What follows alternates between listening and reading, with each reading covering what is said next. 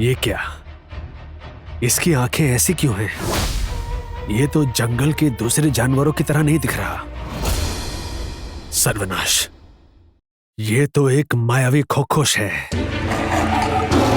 इसे अगर नहीं मारा गया तो हम में से कोई नहीं बचेगा।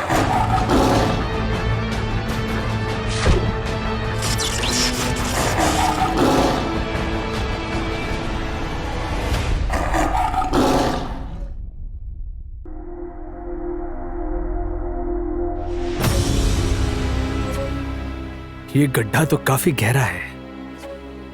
राजकुमारी को कहीं चोट तो नहीं लग गई?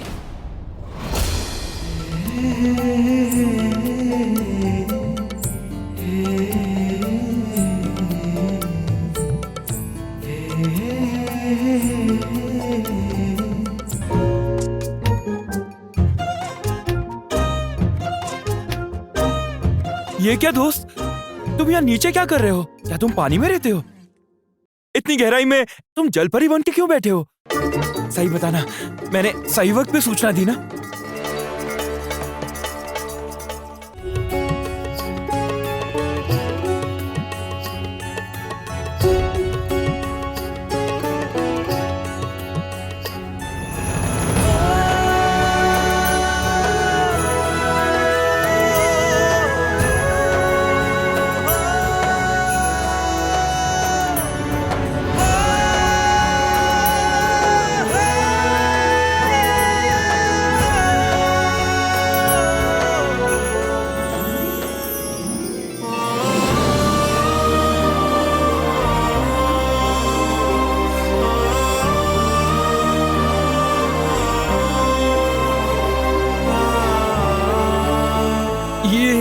जलपरी तो दिखने में राजकुमारी जैसे लगती है।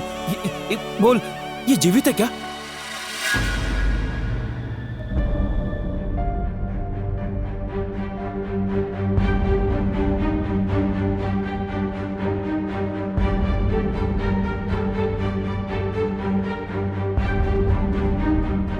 वो बाघ, वो तो भाग गया। आप लोगों की समस्या टल गई, अब चिंता की कोई बात नहीं। मुझे पूछना था कि आपकी ये पोशाक, देखो माथे का तिलक और हाथ की अंगूठी देखा? ऐसा लगता है कि रूपनगर के राज परिवार से लगते हैं।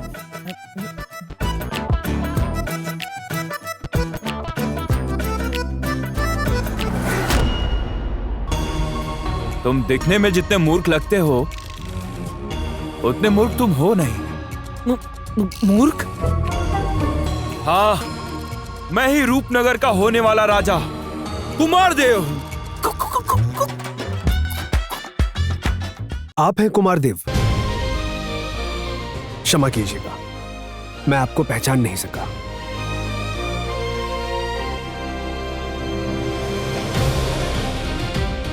आप लोग इस जंगल में आकर इस समस्या में फंस गए, लेकिन मैं आप लोगों से वादा करता हूं कि आप लोगों को और कोई समस्या नहीं होगी। नहीं।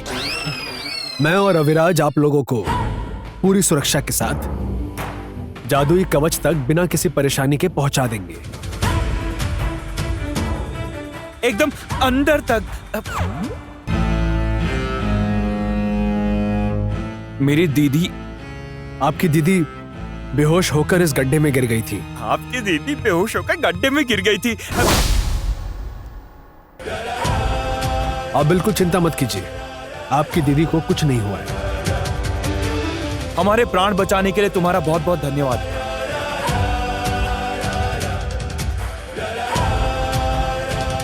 ये लो, ये तुम्हारा पुरस्कार है। मुझे क्षमा कीजिएगा, लेकिन मैं आपका यह पुरस्कार स्वीकार नहीं कर सकता। आप लोगों की रक्षा करना यह मेरा कर्तव्य है। हमने सिर्फ अपने कर्तव्य का ही पालन किया है, बस। नहीं, तुमने किसी साधारण मनुष्य के प्राण नहीं बचाए हैं। तुमने प्राण बचाया है रूपनगर के होने वाले राजा कुमारदेव का। तो ये उपहार सिर्फ मेरी तरफ से नहीं है, पूरे रूपनगर की ओर से ये मैं तुम्हें दे रहा हूं। ये लो रखो। एक बात और, तुम और तुम्हारे, मेरा नाम अभिराज है। आज की घटना के विषय में तुम कभी भी किसी को नहीं बोलोगे, ऐसा मुझे वचन दो।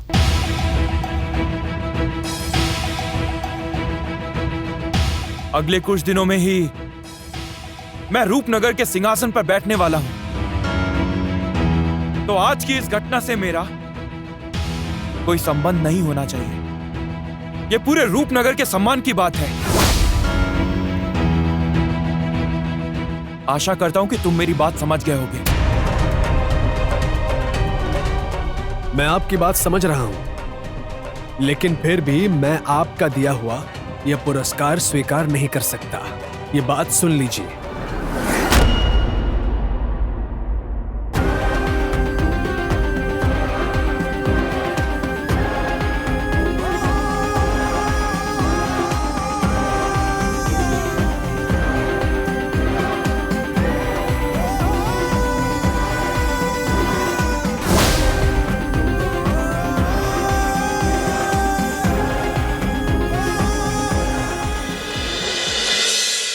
हमारे लिए क्या आदेश है राजा बाबू?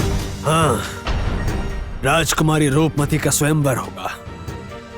इस बात को पूरे राज्य में तुम लोग फैला दो और स्वयंवर की तैयारियां शुरू करो। जैसे आपकी आज्ञा राजा बाबू। और सप्तमी नदी के चारों तरफ रूपनगर के मित्र राज्यों के राजा तक खबर पहुंचाइए। उन्हें इस स्वयंवर में आने के लिए आमंत्रित कीजिए। जाइए। जैसा आपका आदेश राजा बाबू। आज इतने दिन बीत गए हैं, लेकिन अभी तक उनके कोई खबर नहीं आई। क्यों बोलो तो? और ज्यादा समय नहीं पिताजी, बहुत जल्द ही हम लोग महाअमृत जल लूट लेंगे और रूपनगर को खत्म कर देंगे और आपके प्राण वापस ले आएंगे। क्या करें जोटिला? हमारी सेना तो आधी हो चुकी है और आधे से ज्यादा तो मारे भी जा चुके हैं। हमें हमारी सेना की संख्या को बढ़ाना होगा जोटिला। बस वो जड़ी बूटी मिल जाए। तुम्हें नहीं पता हमें आगे क्या करना है?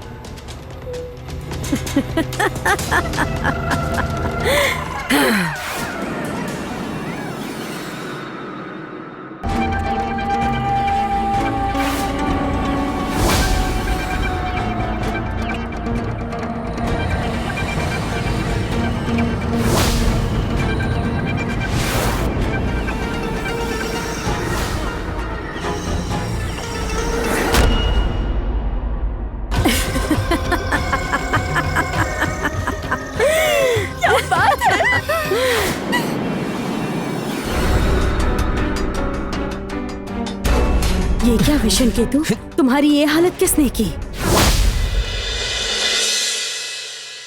भैया, कुमार का पता चला? नहीं दीदी, मैंने बहुत कोशिश की और मुझे पता चला कि रूपमती और कुमार को शाम के वक्त जंगल की तरफ जाते हुए देखा गया। किसने? क्या कुमार जंगल में चला गया? वो भी रूपमती के साथ? भैया, उस रूपमती की वजह से अगर कुमार को कुछ हो गया तो? चिंता मत कीजिए दीदी, मैंने अपने सिपाही भेज दिए हैं। एक सामान्य वैद्य के सामने हार मानकर वो बात खुश रानी चोटिला के सामने बोल रहे हो। आज मैं तुम्हें खत्म कर दूंगी। मैं इसे आग में भून डालूंगी, सब खत्म कर दूंगी। शांत शांत शांत चोटिला, शांत हो जाओ चोटिला। हमें अभी पिशान केतु की माया की बहुत जरूरत है, तो थोड़ा शांत हो जाओ तुम। हमें कोई दूसरा उपाय सोचना ही होगा चोटिला। चुप रहो जड़ी बूटी।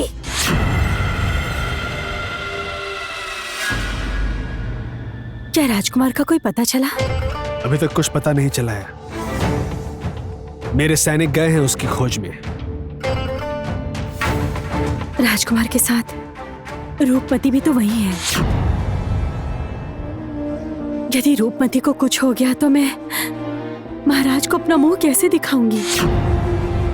अपने बेटे का कोई आता पता नहीं और तुम हो कि रूपमती के लिए रो रही हो। कैसी माँ हो तुम? प्रताप, क्या सैनिक वापस आ गए? नहीं भाई साहब, अभी तक वापस नहीं आए।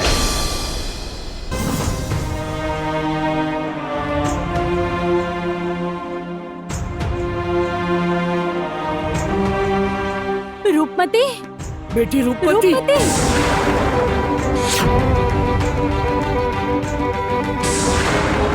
रूपमती, बेटी रूपमती, आंखें खोलो बेटी, क्या हुआ तुम्हें? आंखें खोलो पुत्री। रूपमती अचानक बेहोश कैसे हो गई? रूपमती आंखें खोलो।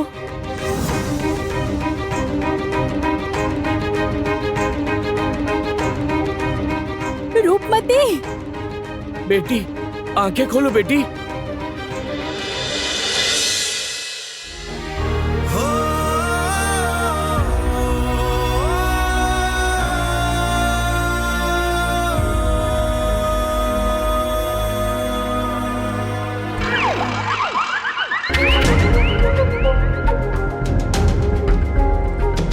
ये यहाँ पर?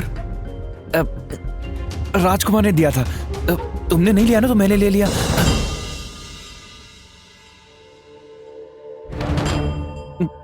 मैंने गलत किया क्या? तुम्हें किसी ने रोटी का टुकड़ा फेंक कर दे दिया और तुमने वो ले लिया। दे दूं? मेरी एक बात तुम याद रखो अभिराज, हम गरीब हो सकते हैं लेकिन हम मनुष्य हैं, भिखारी नहीं है।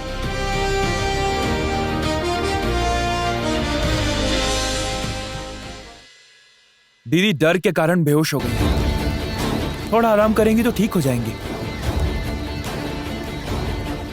तुम अकेले जंगल की तरफ क्यों गए थे? अगर कुछ हो जाता तो? कुमार, मैंने सोचा नहीं था कि तुम ऐसा करोगे। इस बार सच को थोड़ा छिपा देता हूँ। अगर मैं दीदी की गलती बता दूं, तभी यह साबित हो जाएगा कि इस सिंहासन का असली हकदार मैं ही हूँ और कोई नहीं हो सकता। क्या मैं अपने कारण जंगल गया था? दीदी ने मुझे जबरदस्ती की, इसीलिए मैं गया था। क्या रूपमती ने वाकई जबरदस्ती की थी? हाँ बिल्कुल। दीदी ने मुझसे बोला कि चलो जंगल घूम के आते हैं। मैंने उन्हें कितनी बार समझाने की कोशिश की, लेकिन वो तो मेरी बात ही नहीं सुन रही थी। फिर उनके कहने पे मुझे जाना ही पड़ा। और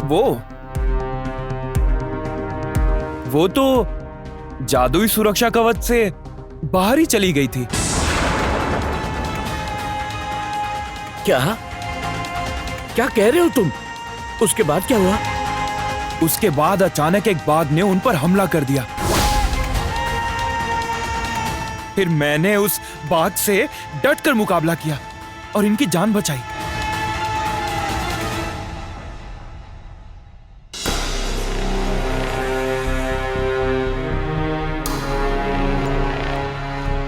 ये देखिए, बाघ के पंजों के निशान।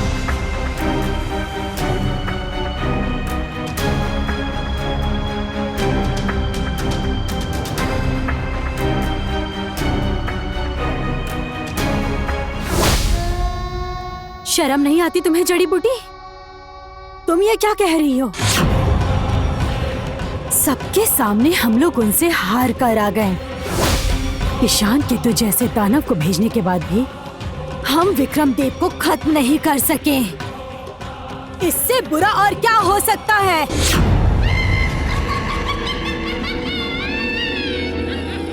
अरे वो एक निकम्मा दानव था। एक काम दिया था उसे, वो भी उसने ठीक से नहीं किया। अब जरूरत नहीं है, मुझे किसी की जरूरत नहीं है। मैं अकेले ही काफी हूँ। मैं खुद जाऊंगी। मैं अपने पिता को बचाने के लिए मैं अकेले ही जाऊंगी। लेकिन उससे पहले मैं तुम सबको खत्म कर दूंगी।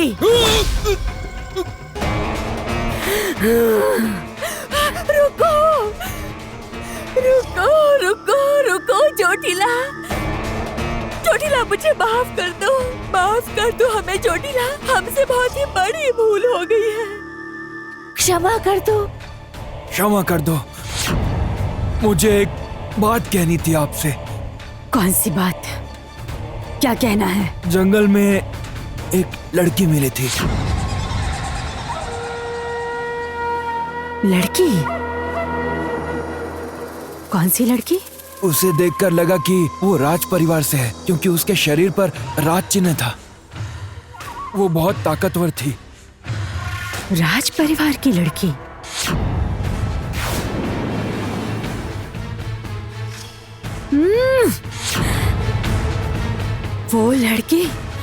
वो लड़की वही तो नहीं जिसकी तलाश है। और तुम राज परिवार की एक लड़की को सामने पाकर भी तुम उसे खत्म नहीं कर पाए। निकम्मे हो तुम सब। तुम्हारी अक्ल ठिकाने लगानी पड़ेगी। अगर समझ गए खो-खोश चोटिला का आदेश न मानने का अंजाम क्या होता है।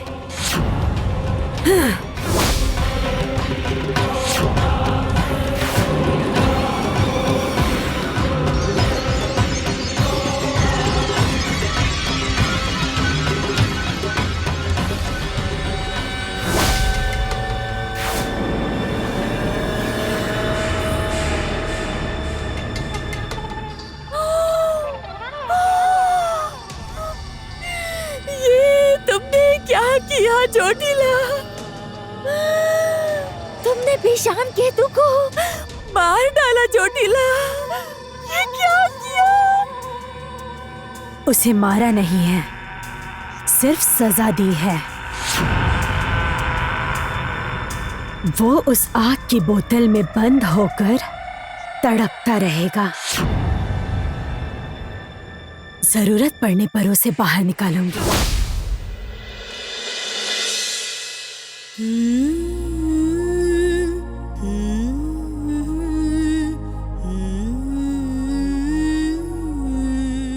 पुत्री विवाह करके चली जाएगी, मेरा दिल अभी से सूना हो जाएगा।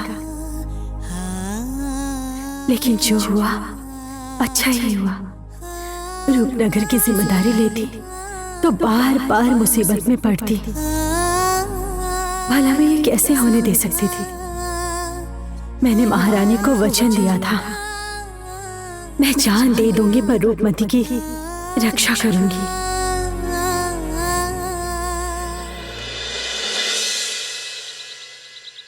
छोटी माँ, कुमार कहाँ है? छोटी माँ, छोटी माँ, ये आप लोग क्या कर रही हैं? छोटी माँ, पहले तुम मुझे ये बताओ, तुम अभी कैसी हो रूपमती?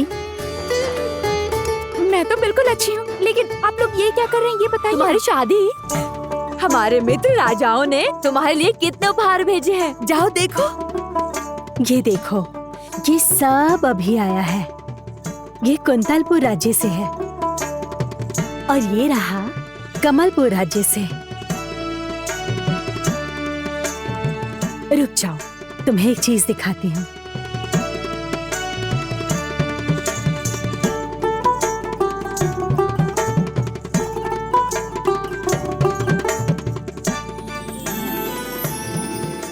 ये देखो, ये कुंतल राज्य के राजकुमार हैं।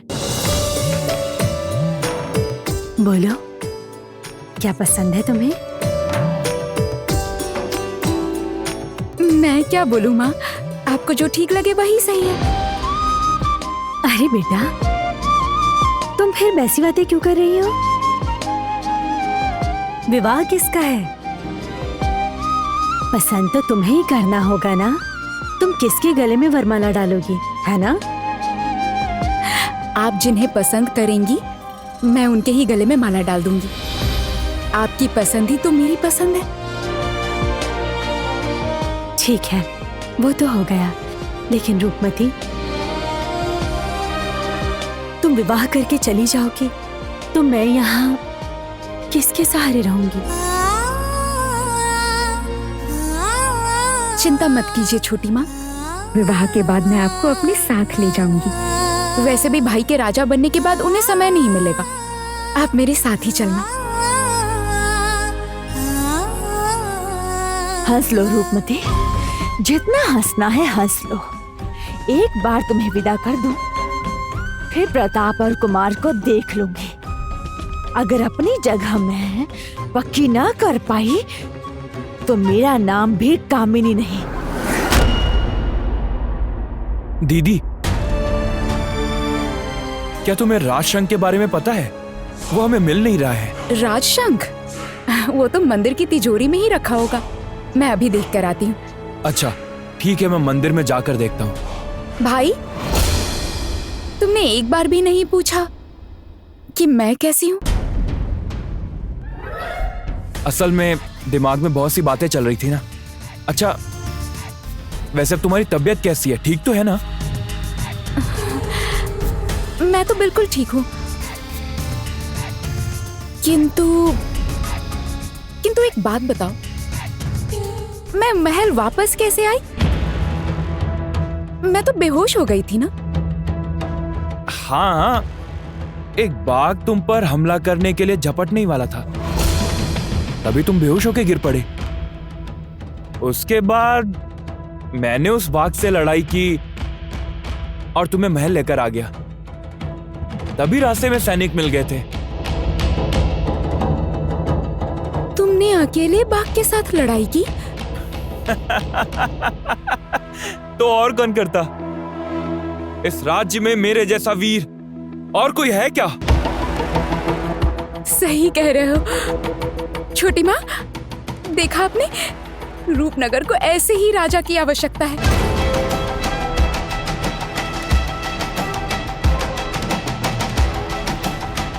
पता नहीं क्यों मेरा मन कह रहा है कि वहाँ कुछ और ही हुआ था।